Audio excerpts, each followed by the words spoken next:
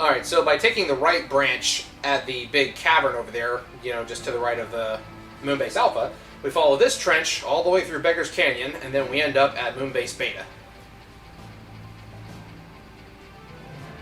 Way down the path. Just one time, I would take the northwest... Wait, that's northeast. Never mind. Northwest Passage by Unleash the Archers. I know someone else said the song first, but I don't care. I like Unleash the Archers.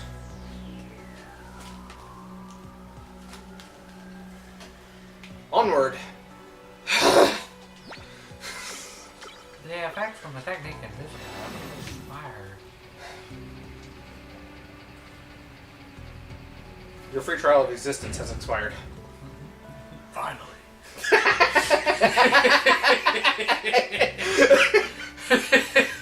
Well, that got darker than I was expecting.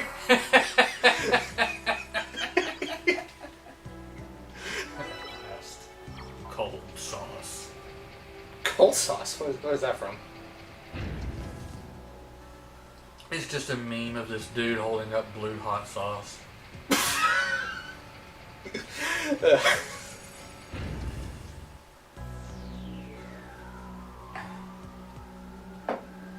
I tell you, memes are... they're something. Alright. The door's been locked. Oh no. Huh? Huh? It's a random encounter. Oh yeah, these guys.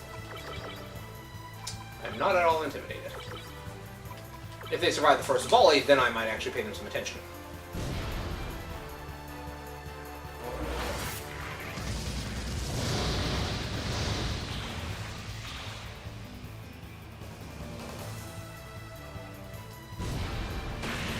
Okay, I actually have to try this time.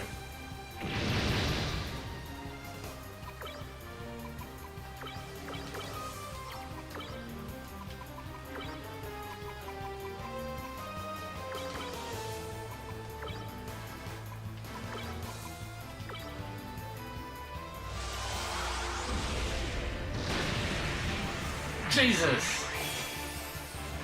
That was a lot of damage for just a regular attack. Yep.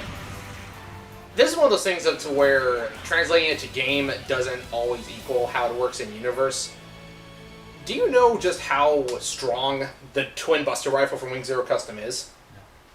No. Alright, so you know his big final attack, Prelude to Destruction, Blackwing? Yeah, that. No nuclear explosion, but big, massive energy beam of death that vaporizes anything in its path. That is more accurately what we're dealing with every time we fire that thing. So it's one of those things up to where demonstration in the game doesn't equal accurate demonstration. Gotcha. I just always like to imagine how this would really play out and how absurd it is that some of these guys are just flat out immune to gunfire. Like, we talked about this one before. There is an atomic bazooka in this game, like hidden in the deepest, darkest part of the game that you gotta find. And I'm over here like, you're immune to guns, so I'm shooting a literal nuclear missile at you, and it doesn't even hurt you. No. Just try doing that in the real Gundam universe, see what happens.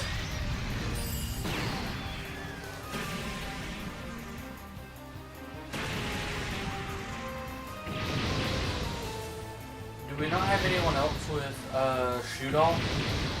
I think we do, but it's a matter of having the EN charged up enough for first turn attacks. Nah, I'm just going to throw some more carpet bomb on them. That would be nice. They barely survived the first volley. I think Aeon knows shoot all, but she only has 2 energy because we prioritized her defense and stat resistance as opposed to giving her energy. Same can be said for Tremmy now, too. I think Tremmy has it as well.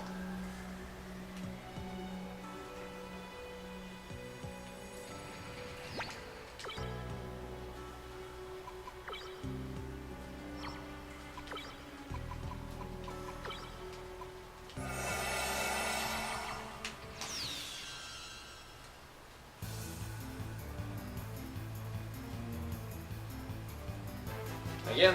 Not really scared, just kind of done with these guys at this point. Hey, you know what? Yeah.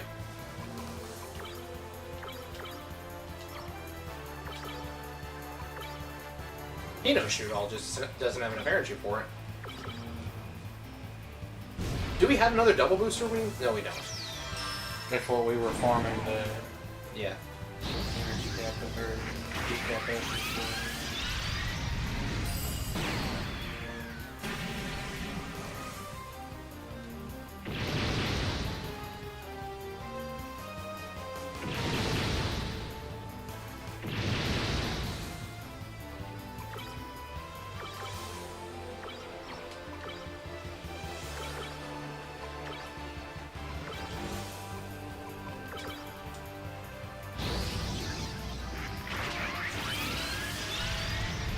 The Double Zeta is a monster of a mobile suit in both the game and in real canon. Its only major problem, from what I remember, is it had a stupidly short battery life.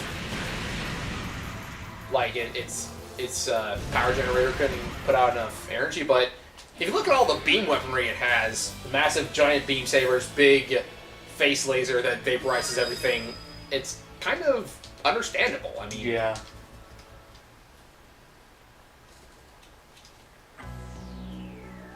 talking about energy consumption, that reminds me. You know Dorkly, right? We've talked about Dorkly before. Mm-hmm. So, did you ever see their video on the Death Star exhaust port? Did you ever see that one? Okay, so the video was called something like Death Star Architect Speaks Out or something. And he's pointing out how a 2-meter wide exhaust port for a moon-sized space station that shoots a planet-killing laser beam, having an exhaust port that's only 2 meters wide is a miracle of science and engineering. So he's like, why are you guys mad at me when these proton torpedoes took a 90-degree turn downwards because the pilot just happened to be a space wizard? And again, 2 meters wide, that is roughly 6 feet in diameter for a moon-sized space station. An exhaust port is where all of the heat and exhaust escapes from so that the thing doesn't overheat or explode from overuse. Why are you mad about this? Yep. And I'm like, yeah, that's one thing that just doesn't make a lot of sense when you look at it from a world build standpoint, but still kind of funny.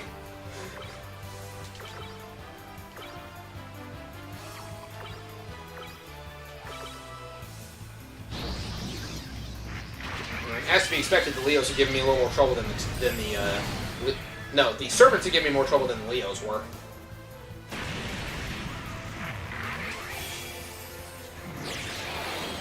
Could be worse. It could be a squad of 4 blue Leos and the Tallgeese again.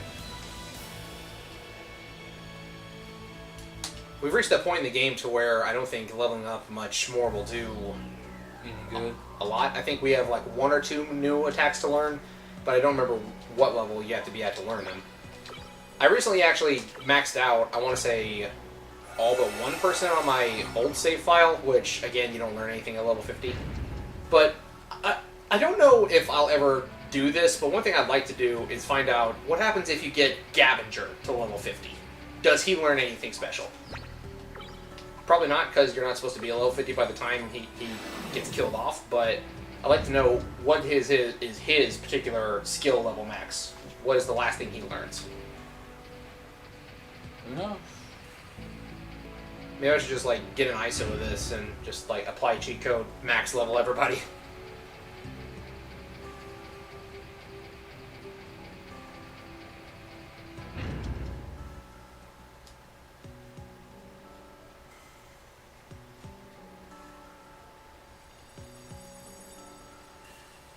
Alright. More mini-bosses. And there's not a treasure chest in here. Okay.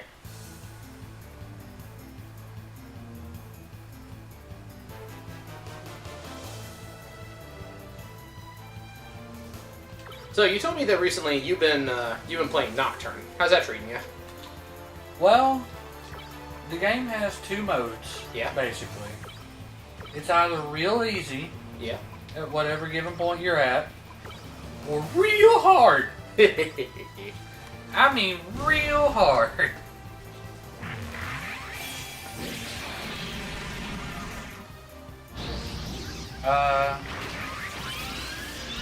I think the worst part, and I say worst part in a very loving way, is the dungeons are really confusing.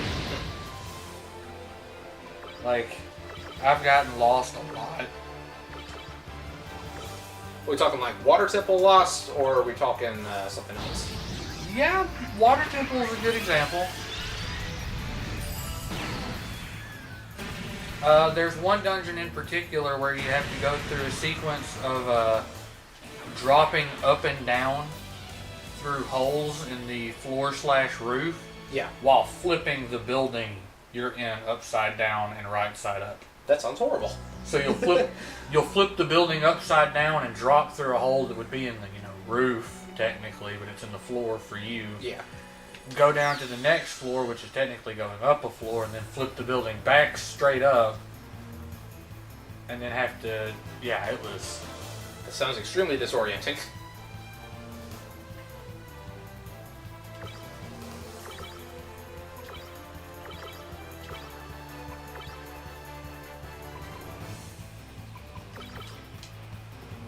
Makes me angry that they are just ever so slightly strong enough to survive the first volley. Yeah. It's like, sneeze on them too hard, they'll die in the second turn.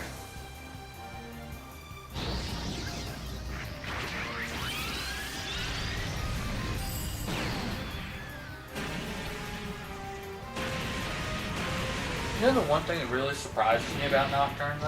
What's that? After playing through it, Vitality... Look at that. Less than 110 HP left. I punched him and he died. Wow. But you were saying? Yeah, Vitality is just not a needed stat. Because it's either going to kill you outright, or it's not. You know what I mean? Yeah. Like, I'm at the end game and I've only leveled up my Vitality like 4 times. Maybe 3. As per usual with us, you're going with a solid attack building. Yep, Yeah. I have 30 strength and 30 magic. Doesn't matter what I'm hitting you with, I'm hitting you hard.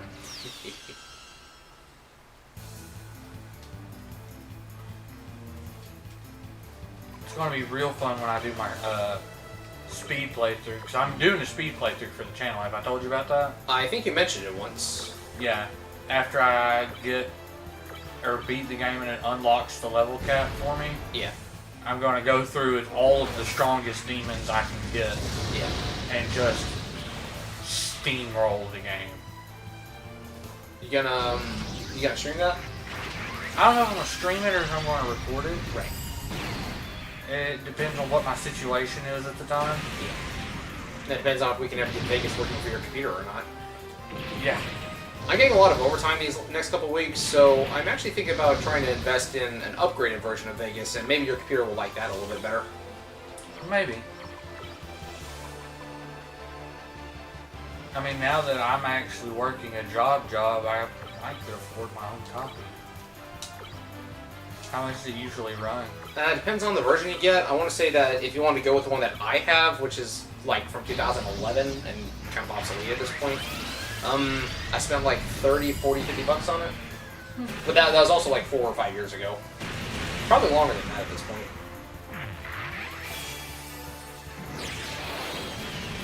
There we go.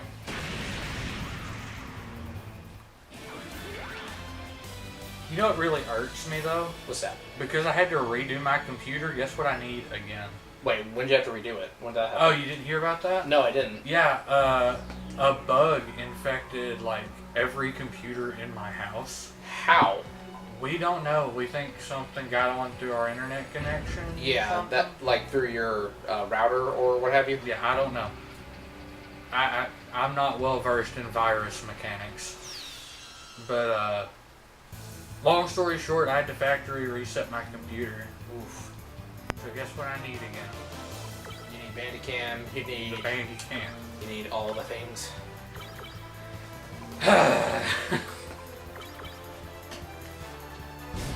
who's looking at porn again? It was me! How much porn did you download? All of it. Yes. I don't even remember what that was from. I just remember hearing someone tell me that that's a line from something a while back. Like, crashed the entire company's work server because he downloaded literally all... 1, 2, 3, 4. 1, 2, 3, 4 damage on that enemy. He downloaded literally all the porn. That's insane. There has to be, like, exabytes of porn on the internet at this point. Yeah. I have 2 floppy disks. That one's from RB and the Chief. I'll tell you where that one's from. 50 terabytes of selfies. At that point, just take a video.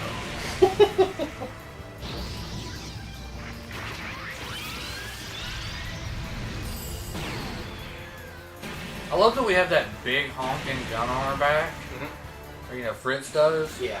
And it's not even his strongest gun anymore. I think it is, actually.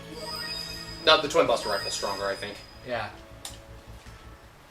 I miss the Zammo cannon. I do too. I think what I love most about it is just how it just swayed around as you ran, and it was one of those FU in particular kind of guns. It still has decent damage for end-game weaponry. But it's End-game, so but not big. post-game. But it's so big, and its energy consumption is so high that it's honestly... I need to reapply Invisible. That's honestly just kind of not worth using in the grand scheme. I mean, after a certain point.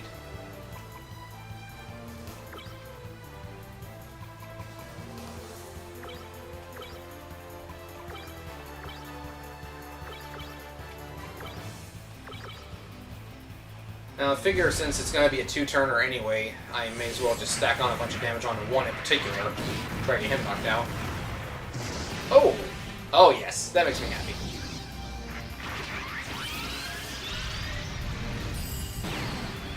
So, one thing that I wanted to pick back up and start back up for the channel is Miitopia.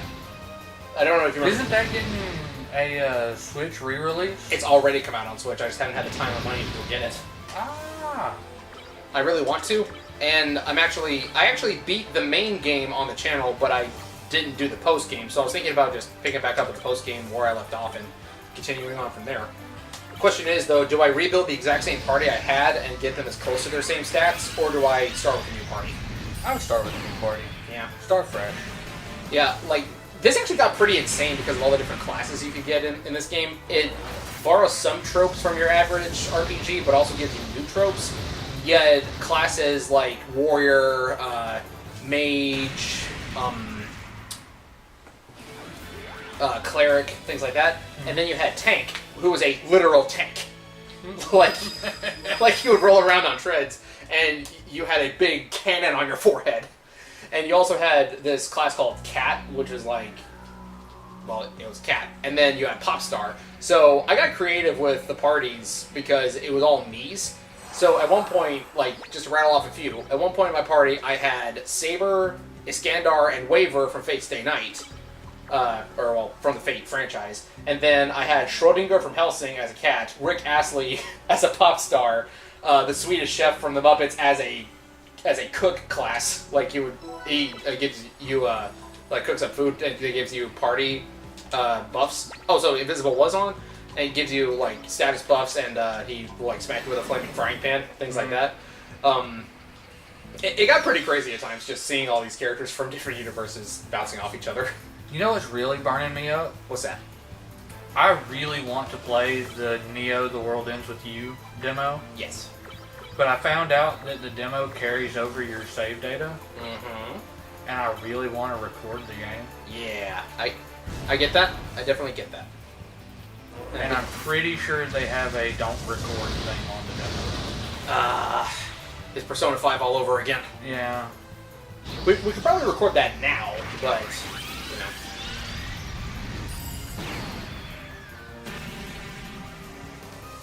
I don't know, I think we could get some... I don't know if we're actually going to put this in the video. But I think we could get some views on Persona 5 Royal. Maybe. What is Royal again?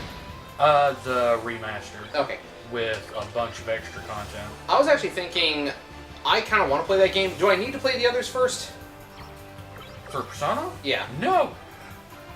So, You have a PS4, right? yeah, I got PS4. It's right over there. I'll bring you my copy.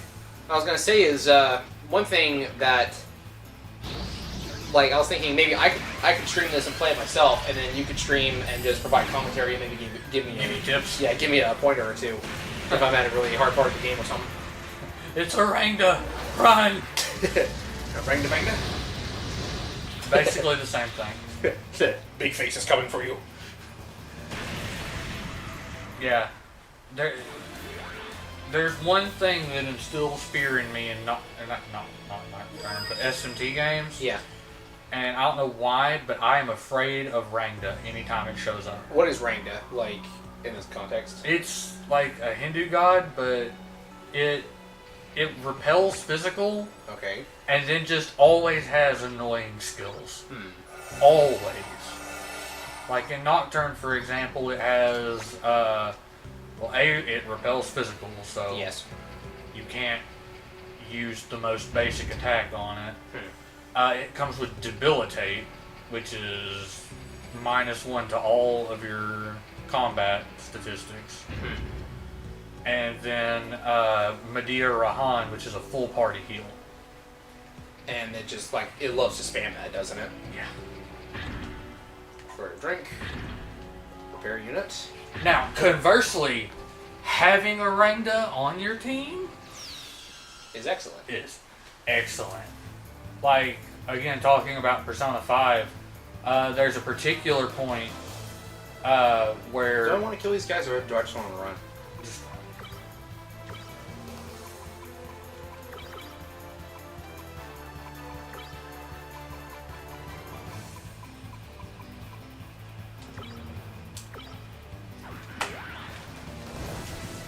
But yeah, there's a particular part right after the first encounter where you can get a Rangda. Yeah. And if you recruit it and get it as a persona, you will absolutely destroy the next, like, 2 hours worth of game content. I dig it. Like, for the simple fact that you just repel physical, you just win for the next 2 hours. You just say no to damage. Yeah. Now the question is that in-game hours or is that real-world hours? Like, real-world hours, like, worth of actual gameplay. Okay, I was about to say, because the game itself does actually work on, like, a day-to-night system kind of deal. Yeah, it works on, like, a day system. Yeah. Have you never actually played through any of the mainstream Personas? Nope, not through Persona or SMT. Persona's a good place to start. A little more accessible than some of the others? Yeah. I'm not going to say it's like baby SMT like a lot of SMT fans do, but... So it's not like Mystic Quest versus Final Fantasy? Yeah, it's not like that at all. Which, I mean, Mystic Quest is great, don't get me wrong, but I will say, after having played real Final Fantasy, like I say real, but after playing, like, the mainline Final Fantasy and then playing Mystic Quest, I'm like, yeah, it's fun, but I can definitely tell it's more kid-friendly, which that was kind of the entire point. Definitely baby's first Final Fantasy. I'm pretty sure this room was just made to distract me. Blech. Pretty sure that's what 90% of these rooms are for. But there's nothing in there. It's Final Fantasy 2 all over again. Oh, that reminds me of something, because we talked about this a while back. Castlevania. Did you hear that the spin-off has been announced? Mm-hmm. Yep, and this time it's focusing on Richter, which I'm okay with. I do admit Simon kind of got the shaft, kind of got thrown under the bus by just skipping him entirely for now, but I dare say Richter is possibly more iconic than Simon. Maybe not more iconic, but more well known because he's been in more games. If not more, he's been in as many games. Because in addition to having his own Rondo of Blood, he was also in the port Dracula X. He appeared in Symphony of the Night, which is like the fan favorite Castlevania. And he was also in several other of the Metroidvania games as an unlockable character, and he's in Smash. So, Simon's in Smash too, but still, like Richter, is up there with Simon in terms of recognizability.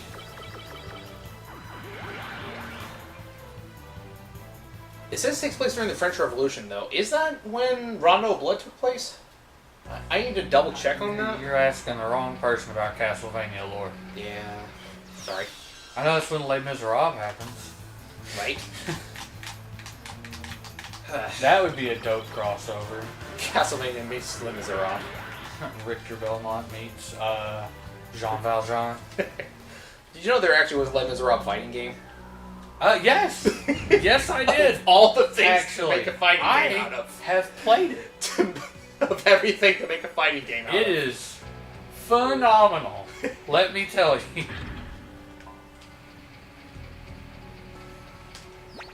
Alright, we got one more room to check. That should have the switch that will open the boss room for us. But yeah. That's also another way to ruin Beauty and the Beast for somebody. Not only imply the whole thing of Belle just developed Stockholm Syndrome, but also it takes place like right before the French Revolution. Belle's now a princess married to a nobleman. They're getting guillotined. Yep. Sucker. So here's one thing, like, you know I'm obsessed with this guy, but I just recently started watching some of the movies, and I've started reading the book, The Count of Monte Cristo. Yeah. You ever seen any of the movies? Hmm? Like, this dude. The Count of Monte Cristo was actually one of my favorite movies growing up as a kid. Which version? The 2002 or the, like, 70s version? I believe the 2002. Yeah. Based on the character designs and wardrobe from the 1974, 5? I can never remember 74, 75. The 70s version, I can definitely tell where Edmond Dantes from Fate Grand Order got his character designs from. He's got the same flowing trench coat, the silver hair, everything. Which, going by concept art for Edmund that takes place, literally took a single step. Canonically, in Fate, too, he also had dark hair before he got thrown in the Chateau d'If, and then his hair turned silver before he got out. But yeah.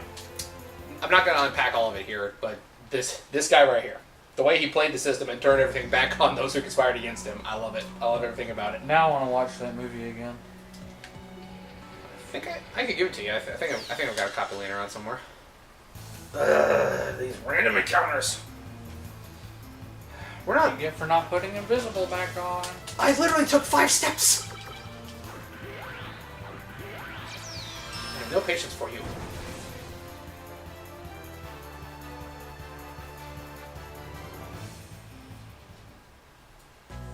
I love how, like, another thing you think about world mechanics here, not even just game mechanics, but world mechanics. We run into a squad of mobile suits in this small enclosed room. The door is locked. It's like, smoke screen! They just be like, you realize you can't actually run away, right? Which way did he go, George? Which way did he go? We're still in the room.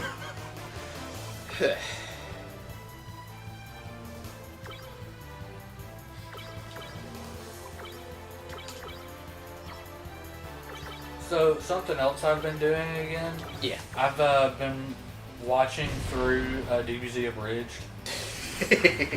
Look, Vegeta, a Pokemon. It's a Chaozu.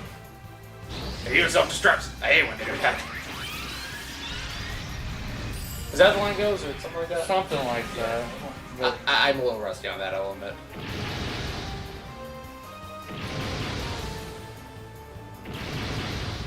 But so, you can watch through it again, just getting a good laugh out of it? yeah, it's high quality content. It has not diminished over the years. It could just be because I've never been the biggest fan of Dragon Ball to begin with, but I still think that even comparing the work side by side from what I have seen of DBZ Abridged versus Hellsing Abridged, I think I still prefer Hellsing Abridged. I mean, yeah, Hellsing Abridged is the better of the two, in my opinion, as well. But it's pretty close. I feel like they put more effort into Hellsing Abridged because, or like from a writing standpoint, if nothing else, because it is gut-bustingly funny, but they also knew when to have a serious moment, and they actually gave you a good serious moment, and sometimes they did better than the original, in my opinion. Like, especially Ceres's full vampire transformation. Like that whole back and forth with Alucard when she's like on the floor bleeding out. Yeah. Yeah, and they included Zakuro, like her theme from Hellsing Ultimate, like when she goes full vampire, they kept it in Hellsing Bridge, and I'm just like, yes, perfect, flawless. You want to know another Bridge series that was way better than the original? SAO Abridged? Yes.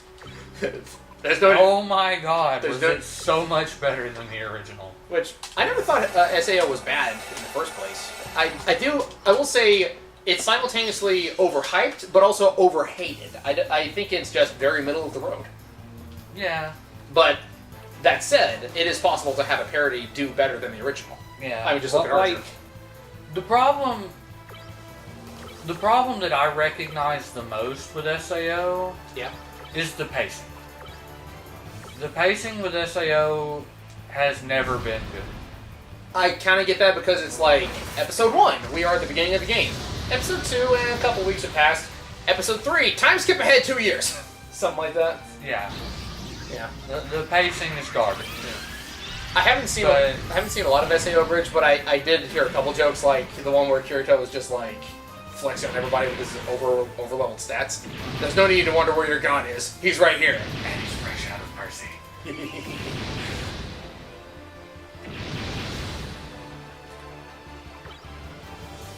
So yeah, just in case we do put this in the video though, I am going to say, go watch all of these Abridged series, guys. Like, this isn't like I don't know, I don't think it would be counted as a sponsorship No, or anything like we're that. not in collaboration with any... Yeah, it's anyone not a else. collab or anything. It's They're not- just really good. Yeah, it's like, we're not in collab with Team 4-Star, we're not in collab with whoever did SAO Abridged. While you're at it, go watch Count of Monte Cristo on YouTube. Like I saw there's like 3 different channels that have uploaded like 4 different versions of the movie. You got like the old black and white, you got the 1970s version, and then you got someone upload the 2002 version too. So yeah, you can go find all that. Pay respect to the best Avenger. Speaking of, did I tell? Have you heard that Carnival Phantasm got a legitimate sequel?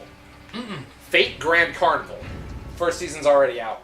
Nice. First episode came out on New Year's Eve last year, and it got lumped in with the first season, so the first season is like very short. It's only like an hour at most. But you know, it's Carnival Phantasm. Of course, it's going to be short. The opening sequence promised us Edmund. He hasn't shown up yet, but I'm still holding out. I am going to go ahead and save because we got a boss. There was so much frustration in that. I'm tired of the random encounters. It's only going to get worse from here. But yeah, Edmund hopefully will appear in the next one. If he doesn't appear in Fate Grand Carnival Season 2, I really hope he appears in the upcoming Temple of Time Solomon movie. Because they're, like... I'm also not holding my breath too much because in the Camelot movies, they cut out 2 servants who played actually a somewhat decent-sized role in the Singularity in game, just completely cut them out of the movie. Hundred-Faced Hassan and Tawara Toda, which I guess Hundred-Faced Hassan wasn't like super pivotal to the plot, but she was there with the other Hassans, and this is like the whole big group get-together. It's like you had Cursed Arm Hassan, Hassan of Serenity, Hundred-Faced Hassan, and then you had King Hassan, which I will say, I haven't seen part 2 yet, but if they cut the fight between Gramps and Gawain, I'm gonna riot, because that is the thing I am looking forward to most out of this movie. Yeah. Gawain is over here like, I am the Knight of the Sun. When I am in the sunlight, actually, you know what? Because I have this blessing, I draw my sword, it is daytime. When I'm under the sun, I am completely untouchable. Then all of a sudden you just hear Darude Sandstorm playing in the background. King Hassan shows up, a sandstorm overtakes the battlefield, be like, where's your son now? And he's like, oh, you're an assassin, you're nothing. Gramps pulls out a great sword, and they start beefing. They start going at it. I'm like, I must see this. We must see this animated. If they cut that, I'm gonna throw my computer against the wall.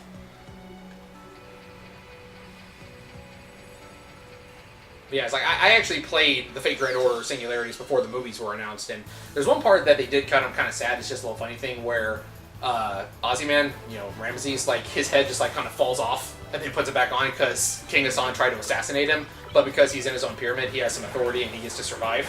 So that's the only reason. And they all just like, did your head just fall off? No, that didn't just happen. Just puts it right back on. They cut that out of the movie, which I get that would be a little bit silly, and it's funnier in the format of the game. Not as much in the movie, though, but still, if they cut Gawain versus Gramps, I'm going to be angry. I did see that some review websites that have seen the movie gave it like a 2 stars out of 10. Ew. And I'm like, what did it do to piss everyone off that badly?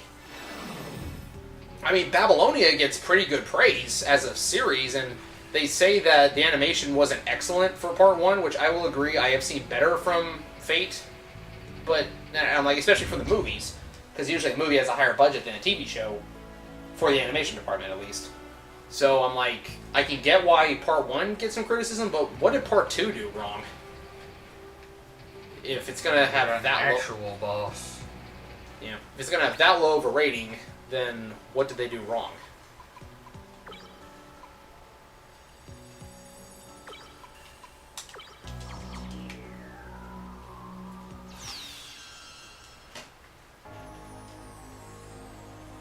So we would find a bunch of guess who? Oh no.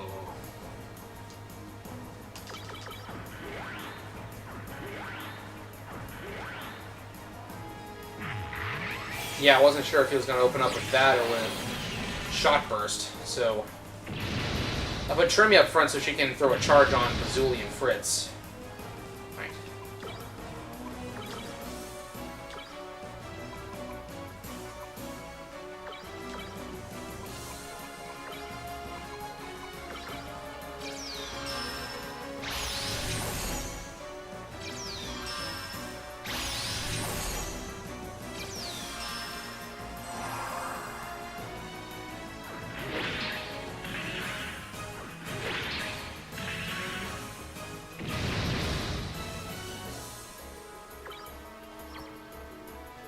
Charge Bazooly.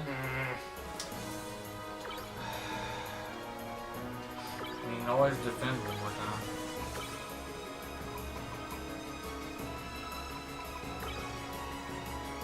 I was like, I know my leg shaking's not making it that bad. Yeah, I think defending is probably going to be a better option.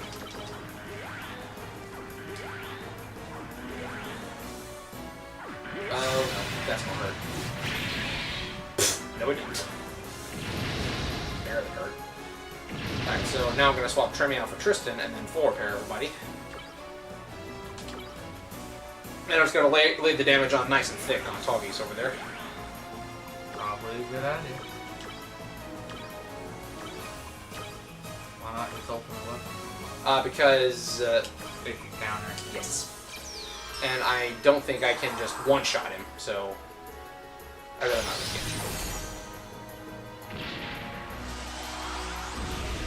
I really wish there was more than one beam knife in the game. Nice.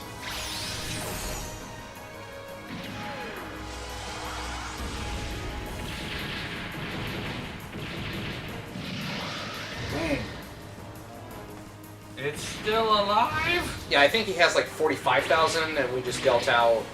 No, 45,000 is the final boss. How much does... I'm not certain how much he has.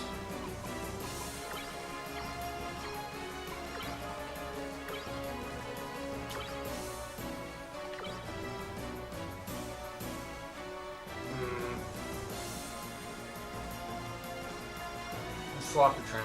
Yeah, I'm about to say, do I keep Fritz up here, or do I... Heal with Tristan. keep Fritz... Keep Fritz up, swap Bazooly for Tremie and charge. Right. Yeah, and then I'll put Hal up there next turn to get him to throw out something. Throw a charge on Fritz. There we go.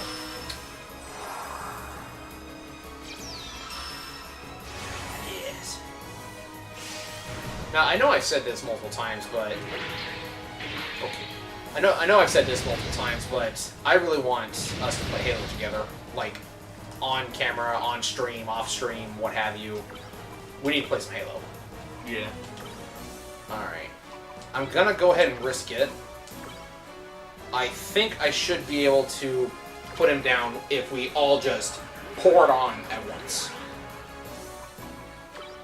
Because, I mean, Final Impact plus 2 ultimate weapons, that's gotta do something, right?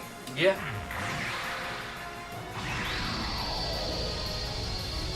Yeah, Halo Infinite's been confirmed to come out holiday of 2021.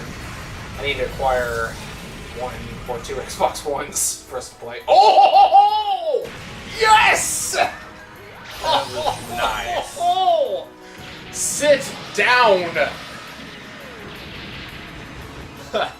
Yeah, regular Tallgeese was stronger than this, but I think that was kind of intended. That wasn't even a critical! Did you see all that damage? And he's not even buffed! Bro, how? You been sandbagging on us?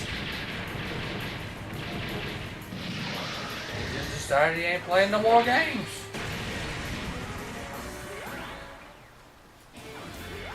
Oh, man. He did more damage than Fritz did with that. Probably because he's got a better melee weapon. Probably. It's hilariously impractical, but like as a weapon, it's kind of horrifying. That gigantic beam scythe. Yeah. I mean, think about it. Mobile suits on their own are hilariously impractical anyway, because like I'm pretty sure that a tank would actually be more effective at its job. But Probably. giant robots are cool. That's the only reason we want them.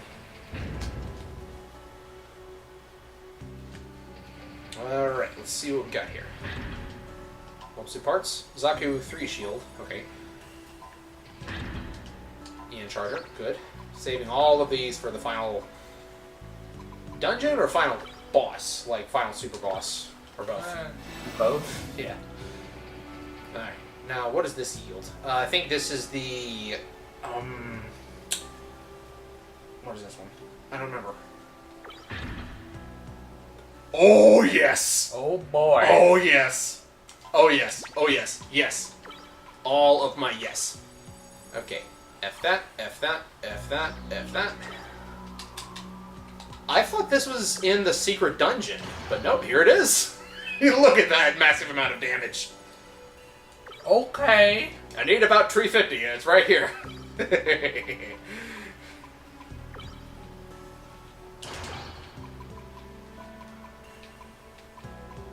Still fit a knuckle guard on there, too. You know, this thing is actually specifically designed to fit only the Dragon Fangs and the Beam Trident. Like, by design, that's what it does. Do we want to get her the Dragon Fangs, or do we just want to keep them on Tristan?